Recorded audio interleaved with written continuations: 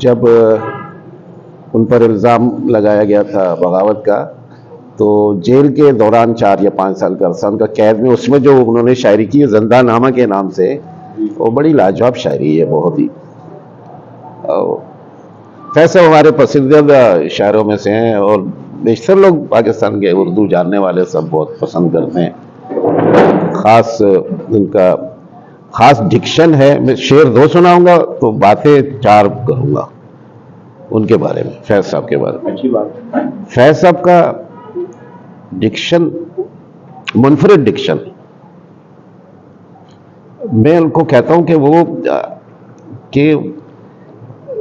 Low profile لہجہ، ردم، ایک سکون، اور بیان نہیں ہو سکتا ایسا لہجہ ہے. وہ دور جو ایک تحریک آزادی کا، غلامی کا دور ہے، اور پھر اس کے بعد ان کو سیاسی حوالے سے جو پاکستان بننے کے بعد ان کے لہجے میں کبھی سختی نہیں، بلند آہنگ نہیں ہے. وہ کم آہنگ ہے، وہ دھیما لہجہ، شائستگی اور شستگی. وہ یہی اسی کہتے ہیں کہ ان کے انقلاب اور رومان انسان کو شائستہ بنا دیتا ہے.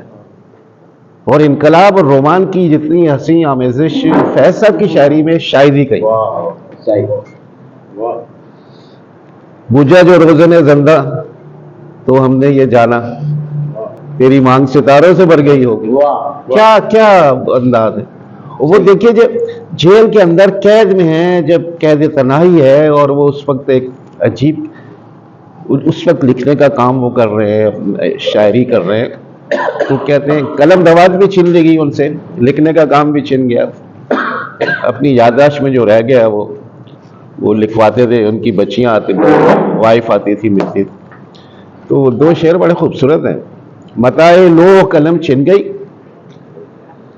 تو کیا غم ہے کہ خونے دل میں ڈبو لی ہیں انگلیاں میں. یہ تو مشہور ہے. اچھا، یہ بھی خاص بات ہے کہ فیض صاحب اپنی شاعری میں یا اپنی گفتگو میں کا لفظ محبوب کے حوالے سے بات آتی تھی تو وہ ویسے ہم کہتے تھے، لکھنوی انداز تھا ہم، لیکن جب محبوب کا ذکر آتا تھا تو وہ میں کہتے تھے. مجھ سے پہلی سی محبت میرے محبوب نہ مانگ. ورنہ عام ان کی شاعری اور ان کا کلام یا گفتگو جو مشہور ہے ہم انداز، ہم یہ کہہ رہے ہیں. تو یا بتائے لو قلم چھن گئی تو کیا غم ہے کہ خونے دل میں ڈبو لی ہیں انگلیاں میں نے، اور زباں پہ مہر لگی تو کیا کہ رکھ دی ہے. زباں پہ مہر لگی تو کیا کہ رکھ دی ہے، ہر ایک حلقہ زنجیر میں زباں میں نے. شکریہ.